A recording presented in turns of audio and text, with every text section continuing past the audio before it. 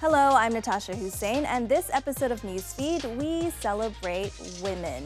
To reflect International Women's Day on March 8th, we're shining the spotlight on women-led storytelling in Gaza. Their stories have helped reshape the mainstream narrative on atrocities being committed in the besieged enclave. I'm standing right now inside the first refugee camp in Gaza Strip. It's located in Khan Yunis. Here is what it looks like. Here is how people are showering. No options, literally. Here is what it looks like in the camp. Literally every day that passes by, a new genocide happens. It breaks my heart to report this today.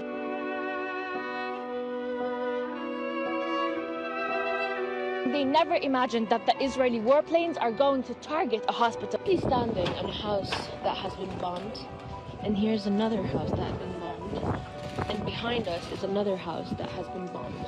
Hey everyone, this is Bissam from Gaza. I'm alive from the south of Gaza Strip. People in the south do have food, at least to survive. But people in the north do not have food. It's 5 months of genocide. Hello from the tent where we reside. I just feel thirsty. I asked Ahmed here to bring me some clean water to drink, and he just replied me there is no even clean water.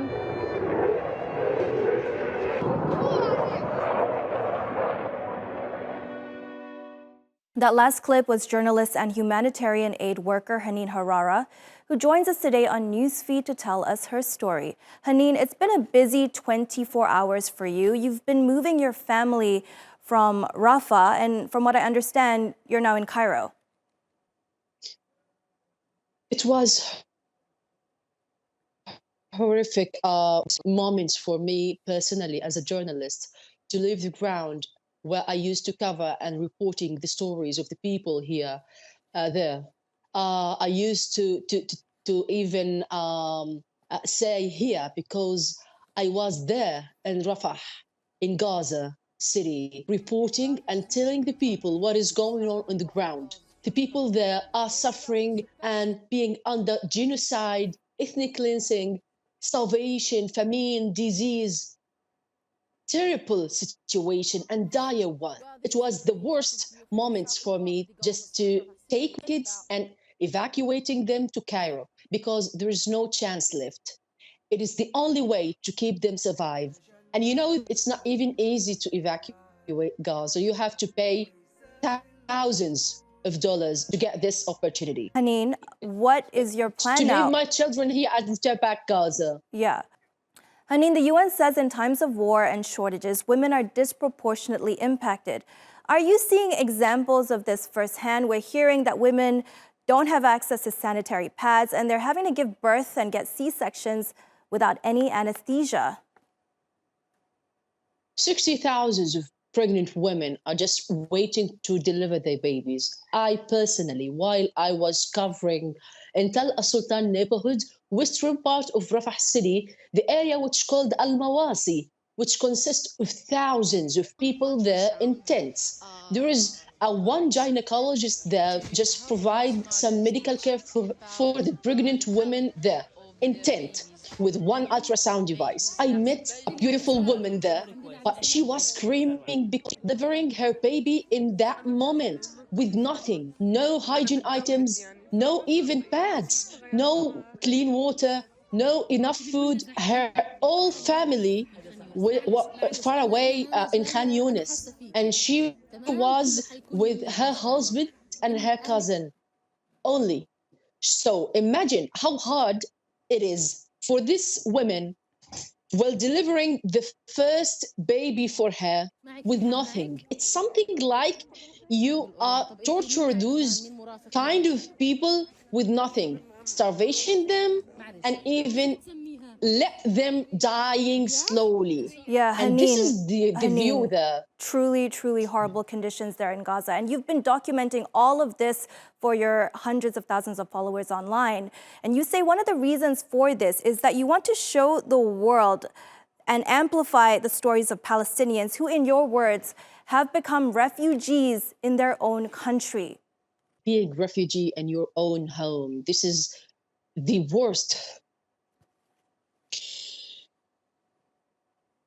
meaning, or even we could say the worst experience that the human being are just witness or go through, being a refugee with no rights to live in free and dignity there.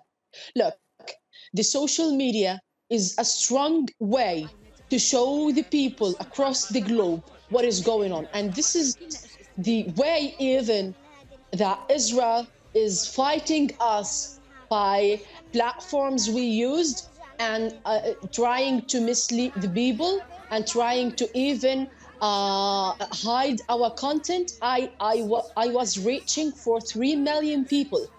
Then they hiding my content. They hiding even they just restricted the reach. Haneen, you're clearly being shadow banned like many other Palestinian journalists and creators trying to get the truth out of Gaza. You also reached a pivotal decision in the past 24 hours in terms of evacuating out of Gaza to Cairo. You've set up a GoFundMe to evacuate the rest of your family out of Gaza. Now tell me, what was the straw that broke the camel's back in this decision to try to get your family out? I'm sure it was a very difficult decision to leave your homeland. Yeah, it is actually. You left everything. You left what the place you raised in and you work for and the people you are just have. So it's not even for a long time. It's something like short time, and we all will return because no one in some patchy internet connection there from Haneen out of Cairo, but it was amazing hearing her story, and I commend her bravery. On the night of March 8, 2014, a Boeing 777 deviated from its flight path while traveling from the Malaysian capital Kuala Lumpur to Beijing. This remains the last message ever received from flight MH370. Good night, Malaysian 370. It's been 10 years since that pilot's chilling goodbye, and we're still no closer to understanding what happened. The disappearance of MH370 remains one of the world's biggest aviation mysteries. And as Adam reports from Kuala Lumpur, the families of the 239 people on board are still desperate for answers. Well, a decade on from the disappearance of flight MH370, and we still have very little idea about what happened to the plane that flew out of this city. The absence of any evidence prolongs the pain for those with loved ones on board, and I've been speaking to Grace Nathan, whose mother was on the flight. Grief and loss is already something that's very complicated in and of itself. There's no textbook and there's no formula on how to deal with grief and closure. But in the case of MH370, it's a lot more complex. There's many added layers of complexity because we have absolutely no idea what happened. We don't know why MH370 turned around, why she continued flying, why this happened, how it happened, where the plane is. Like all of these questions that we asked 10 years ago, we ask every single day. There are no events today in Kuala Lumpur to mark a decade since the plane vanished. But there was a gathering last weekend. It was a chance for the friends and family impacted by this tragedy to come together, as they often do at this time of year, remembering the 239 passengers and crew on board. Now, the initial disappearance of flight MH370 sparked a massive international search, and there have been subsequent smaller searches in parts of the Indian Ocean where the plane is believed to have crashed. The wreckage has never been found, with just smaller parts of the plane washing up on remote beaches. But now the official investigation could be reopened. Malaysian Transport Minister Anthony Loke spoke at the recent memorial event, and as reported by local journalist Melissa Goh, he's ready to meet with American marine robotics company Ocean Infinity to discuss about resuming the search for MH370 following a fresh proposal under a no-find, no-fee basis on an area covering 15,000 square kilometres. The Malaysian Prime Minister has also not ruled out the investigation reopening. Now, reaction here in Malaysia has been mixed. Some are keen for the search to continue, whilst others are tiring of the time and money that has been spent on it already. But the absence of much official information about what happened to the plane has created a void. And that void has been filled by many different theories, some more outlandish than others. But there's also now plenty of new ideas about different methods that could be used to try and locate the plane's wreckage.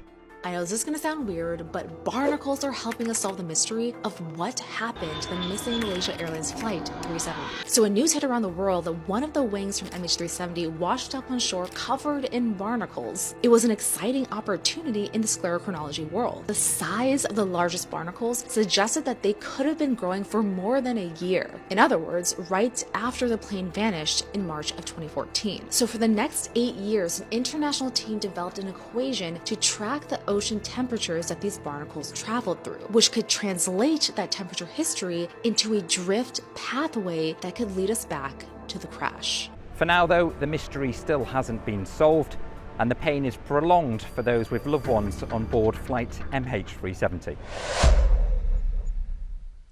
All right, moving on to a much lighter story. Come on, Barbie, let's go party. And what a party it's going to be. Barbie is celebrating her 65th birthday this weekend, and to mark the iconic doll's landmark anniversary, US toymaker Mattel has created a brand new Barbie, a modern-day reimagining of the original. The toymaker also has presented 8 inspiring women with their own individual look-alike Barbie dolls. Helen Mirren, Kylie Minogue, Viola Davis, Shania Twain, and German-Iranian stand-up comedian Anissa Amani have all been designated Barbie role models to coincide with International Women's Day. Their Barbies will join over 250 other Barbie models created since 1959. They come in 35 skin tones, 97 hairstyles, and 9 body types, including dolls with wheelchairs, Down syndrome, vitiligo, and plus sizes, as well as gender-neutral dolls. Where it begins for Barbie, for becoming more than a doll, comes from the foundational purpose of the brand, which is that Ruth Handler believed that her daughter had every right to project her hopes, dreams, and aspirations onto a toy as her son did, that she had every right to be able to see herself in whatever role she wanted to be. So fundamentally, and said much more simply, it is a tool for dreaming big. And when you dream big, then great things can happen, because if you can see that and visualize it, you can bring it to life. 65 years old and Barbie still doesn't look a day over 19. And that's our show. Find our latest stuff on YouTube. See you soon.